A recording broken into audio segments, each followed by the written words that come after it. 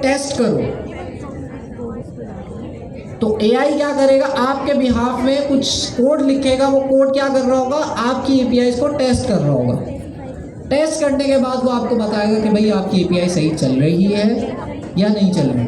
पता ही नहीं है ना फ्रंट एंड पे एरर आ रहा है, बैक एंड पे एरर आ रहा है, तो इसका आसान तरीका है कि भाई पहले ये पता करें। ज़्यादातर एरर बैक एंड पे आता है। अच्छा, दूसरी चीज़ कि अब पता चल गया है एरर बैक एंड पे आ रहा है, तो अब एआई से कैसे हम जो है डिबग करवा सकते हैं। आप उससे बोले भाई बैकएंड मुझे डिबग करना है, उसके लिए मेरे पास बैकएंड पे प्रिंट लॉग्स होते हैं, वो लिख दो। वो बहुत सारे प्रिंट्स लिख देगा। आप एआई को डायरेक्ट बोलेंगे ना मेरे पास ये एरर आ रहा है, इसे सॉल्व करो, नहीं कर पाएगा वो। उससे बोले पहले लॉग्स लिखो, फिर उसके बाद आप उस एप्लीकेशन को चलाएं। जब वो एरर आएगा तो बैक एंड पे बहुत सारे लॉग्स प्रिंट होंगे। आपने कुछ नहीं करना, अपने टर्मिनल से सारे लॉग्स को कॉपी करना है, एआई को देना है कि भाई ये लॉग्स आ रहे हैं, एरर मैसेज कुछ ना कुछ होता है, उस एरर मैसेज एआई को देना है, फिर वो डिबग कर सकता है। तो इस तरह से डिबगिंग होती है और इतनी मुश्किल नहीं है। आपने तो एआई आपके पास है, आपको उसको कॉन्टेक्स्ट देना है। सर रिपीट कीजिएगा।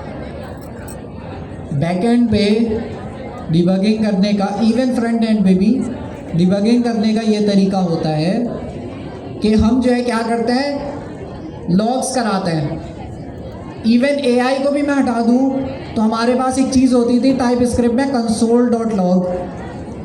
हम क्यों करते थे वो फीचर क्यों दिया हमें, ताकि हम चेक कर सके कि भाई फला वेरिएबल में क्या चीज़ आ रही है, फला वेरिएबल में अनडिफाइंड तो नहीं आ रहा। इस तरह से बहुत सारे आप वेरिएबल प्रिंट करके चेक करते हैं।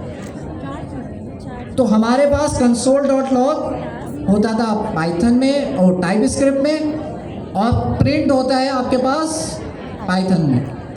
ये दोनों चीज़ें क्यों यूज़ होती हैं, आपका आउटपुट प्रिंट कराने के लिए बस। ठीक है, इतना क्लियर है। करते थे डिबगिंग करने में, क्योंकि पहले तो एआई होता नहीं था, तो हम लोग कैसे डिबगिंग करते थे, हम पूरा फ्लो चेक करते थे इस वेरिएबल में क्या चीज़ आ रही है।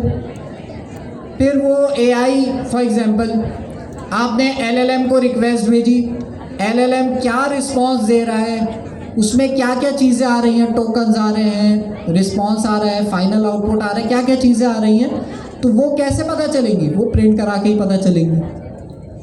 तो बाज़ दफ़ा एआई को नहीं पता होता, तो हम कैसे बताएंगे, हम एआई से बोलेंगे कि भाई मेरे पास ये एरर आ रहा है। एरर आपके पास नॉर्मली आपका जो बैकएंड जहाँ पे चल रहा है ना, टर्मिनल पे आ रहा होगा, वहाँ से एरर कॉपी करना है। आपसे एआई को बोलना है कि भाई ये मेरा एरर है, इसको मुझे डिबग करना है। उसके लिए क्या करो कि बैकएंड पे मेरी एपीआई में प्रिंट करा दो, ताकि हमारी डिबगिंग आसान हो जाए। तो वो क्या करेगा, आपके बैकएंड में मुख्तलिफ जगहों पे प्रिंट लगा देगा। प्रिंट लगाने से उसका फ़ायदा ये होगा, अच्छा जब प्रिंट लग जाएंगे ना, उसके बाद फिर आपने एप्लीकेशन को चलाना है, चलाने के बाद भी सेम एरर ही आएगा, एरर अभी तक सॉल्व नहीं हुआ है। लेकिन एरर सॉल्व करने के लिए वो जो ट्रेसेस थे, वो जो प्रिंट थे, वो अब आपकी हेल्प करेंगे डिबगिंग करने में।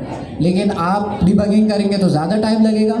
आपने वो प्रिंट, जितने भी प्रिंट हुए हैं टर्मिनल पे, वो सारे प्रिंट कॉपी करना है, एआई को दे देना है कि भाई ये जब मैं एप्लीकेशन चला रहा हूँ ये रिस्पॉन्स, ये प्रिंट आ रहे हैं सारे। इस तरह से एआई को समझ आएगा कि एलएलएम क्या रिस्पॉन्स दे रहा है, एलएलएम को अगर हम कोई टूल कॉल कर रहे हैं तो टूल कॉल करने में क्या रिस्पॉन्स आ रहा है, रैक सिस्टम चल रहा है तो उसमें क्या कहाँ क्या क्या रिस्पॉन्सेज आ रहे हैं। तो इस तरह से एआई डिबग कर सकेगा। तो इतना मुश्किल नहीं है, अगर हो सके तो कोई भाई इस पर वीडियो बना ले, मैं भी इसी तरह से डिबगिंग करवाता हूँ एआई से। वीडियो बना दे ताकि जो है ये स्टूडेंट्स को पता चल जाए, बहुत आसान है डिबगिंग करवाना।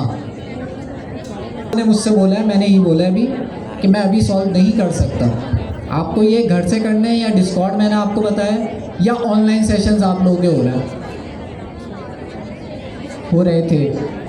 तो सारी आपके पास चीज़ें हैं, फिर भी आप क्लास में आके मुझसे पूछेंगे तो नहीं इंटरटेन कर पाऊँगा मैं।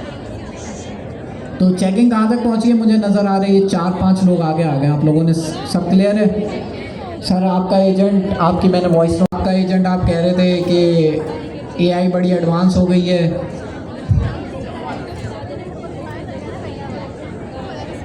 चलें,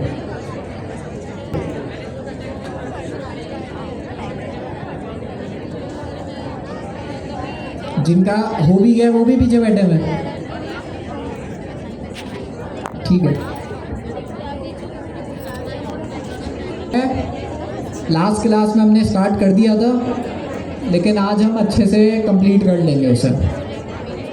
और हो सकता है लॉगिन ऑथेंटिकेशन जो होती है उस पर भी हम बात करें।